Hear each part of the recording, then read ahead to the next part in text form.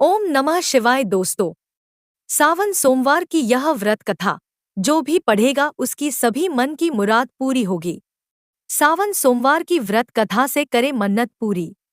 अगर आपकी कोई मन्नत पूरी न हो रही हो या फिर तमाम प्रयासों के बावजूद आपको करियर में सफलता न मिल रही हो, यदि व्यक्तिगत जीवन में परेशानी चल रही है और कोई भी दिक्कत हो तो परेशान होने के बजाय अब की सावन सोमवार का व्रत करके यहाँ बताई गई व्रत कथा का पाठ जरूर करें। मान्यता है कि सावन सोमवार के दिन अगर व्रत रखकर इस कथा का पाठ किया जाए तो भोलेनाथ के भक्तों की मनचाही मुराद पूरी हो जाती है। सुनिए सावन सोमवार व्रत की पावन कथा। एक साहूकार था जो भगवान शिव का अनन्य भक्त था। उसके पास धन धान्य व किसी भी चीज की कोई कमी नहीं थी, लेकिन उसकी कोई संतान नहीं थी और वह इसी कामना को लेकर रोज शिवजी के मंदिर जाकर दीपक जलाता था। उसके इस भक्तिभाव को देखकर एक दिन माता पार्वती ने शिवजी से कहा कि हे प्रभु, यह साहूकार आपका अनन्य भक्त है, इसको किसी बात का कष्ट है तो आपको उसे अवश्य दूर करना चाहिए। शिवजी बोले कि हे पार्वती, इस साहूकार के पास पुत्र नहीं है, यह इसी से दुखी रहता है। माता के कहने पर भोलेनाथ ने दिया यह वरदान। माता पार्वती कहती है कि हे ईश्वर, कृपा करके इसे पुत्र का वरदान दे दीजिए। तब भोलेनाथ ने कहा कि हे पार्वती, साहूकार के भाग्य में पुत्र का योग नहीं है। ऐसे में अगर इसे पुत्र प्राप्ति का वरदान मिल भी गया तो वह केवल 12 वर्ष की आयु तक ही जीवित रहेगा।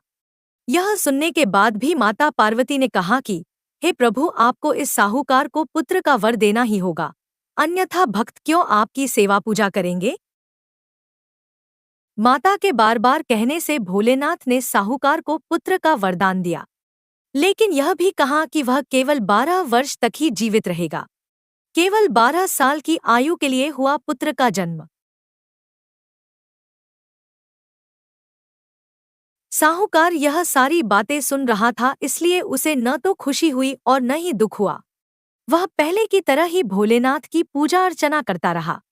उधर सेठानी गर्भवती हुई और 9वें महीने में उसे सुंदर बालक की प्राप्ति हुई। परिवार में खूब हर्षोल्लास मनाया गया, लेकिन साहूकार पहले की तरह ही रहा और उसने बालक की 12 वर्ष की आयु का जिक्र किसी से भी नहीं किया। पुत्र का विवाह के बजाय भेजा दिया काशी में पढ़ने। जब बालक 11 वर्ष की आयु का हो गया तो एक दिन साहूकार की सेठानी ने बालक के विवाह के लिए कहा, तो साहूकार ने कहा कि वह अभी बालक को पढ़ने के लिए काशी जी में भेजेगा। इसके बाद उसने बालक के मामा जी को बुलाया और कहा कि इसे काशी पढ़ने के लिए ले जाओ और रास्ते में जिस भी स्थान पर रुकना तो वहां पर यज्ञ करना और ब्राह्मणों को भोजन कराते हुए ही आगे बढ़ना। दोनों मामा भांजे इसी तरह करते हुए जा रहे थे कि रास्ते में एक राजकुमारी का विवाह था। जिससे उसका विवाह होना था वह एक आंख से काना था।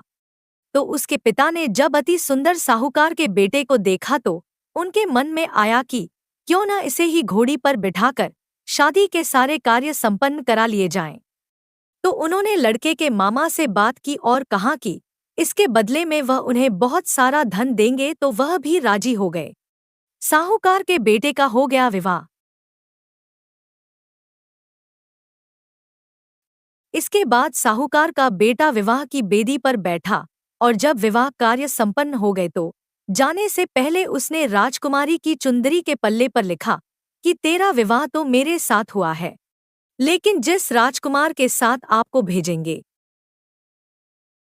वह तो एक आंख का काना है। इसके बाद वह अपने मामा के साथ काशी के लिए चला गया। उधर जब राजकुमार ने अपनी चुनरी पर यह लिखा हुआ पाया तो उसने राजकुमार के साथ जाने से मना कर दिया। तो राजा ने भी अपनी पुत्री को बारात के साथ विदा नहीं किया। बारात वापस लौट गई। उधर मामा और भांजे काशी जी पहुंच गए थे। एक दिन जब मामा ने यज्ञ रचा रखा था और भांजा बहुत देर तक बाहर नहीं आया तो मामा ने अंदर जाकर देखा तो भांजे के प्राण निकल चुके थे। वह बहुत परेशान हुए, लेकिन सोचा कि अभी रोना पीटना मचाया तो ब्राह्मण चले जाएंगे और यज्ञ का कार्य अधूरा रह जाएगा। जब यज्ञ संपन्न हुआ तो मामा ने रोना पीटना शुरू किया। उसी समय शिव पार्वती उधर से जा रहे थे, तो माता पार्वती ने शिवजी से पूछा, हे प्रभु, ये कौन रो रहा है? तभी उन्हें पता चलता है कि यह तो भोलेनाथ के आशीर्वाद से जन्मा साहूकार का पुत्र है। मां पार्वती के कहने पर भोले ने दिया जीवन दान। तब माता पार्वती कहती है कि हे स्वामी, इसे जीवित कर दें, अन्यथा रोते रोते इसके माता पिता के प्राण निकल जाएंगे। तब भोलेनाथ ने कहा कि हे पार्वती, इसकी आयु इतनी ही थी, सो वह भोग चुका है। लेकिन मां के बार बार आग्रह करने पर भोलेनाथ ने उसे जीवित कर दिया। लड़का ओम नमः शिवाय करते हुए जी उठा और मामा भांजे दोनों ने ईश्वर को धन्यवाद दिया और अपनी नगरी की ओर लौटे गए। रास्ते में वही नगर पड़ा और राजकुमारी ने उन्हें पहचान लिया। तब राजा ने राजकुमारी को साहूकार के बेटे के साथ बहुत सारे धनधान्य के साथ विदा किया। अपने भक्त पर ऐसे हुई भोलेनाथ की कृपा। उधर साहूकार और उसकी पत्नी छत पर बैठे थे। उन्होंने यह प्रण कर रखा था कि यदि उनका पुत्र सकुशल न लौटा तो वह छत से कूदकर अपने प्राण त्याग देंगे। तभी लड़के के मामा ने आकर साहूकार के बेटे और बहू के आने का समाचार सुनाया, लेकिन वे नहीं माने। तो मामा ने शपथ पूर्वक कहा। तब तो दोनों को विश्वास हो गया और दोनों ने अपने बेटे बहू का स्वागत किया। उसी रात साहूकार को स्वप्न में शिवजी ने दर्शन दिया और कहा कि तुम्हारे पूजन से मैं प्रसन्न हुआ। इसी प्रकार जो भी व्यक्ति इस कथा को पढ़ेगा या सुनेगा उसके समस्त दुख दूर हो जाएंगे और मनोवांछित सभी कामनाओं की पूर्ति होगी। दोस्तों, सावन सोमवार की है कथा आपको कैसी लगी? हमें कमेंट बॉक्स में लिखकर जरूर बताइए और अगर आप हमारे चैनल पर नए हैं तो चैनल को सब्सक्राइब अवश्य कर लें। और हमारी वीडियो देखने के लिए आपका दिल से बहुत बहुत धन्यवाद। ओम नमः शिवाय। हर हर महादेव।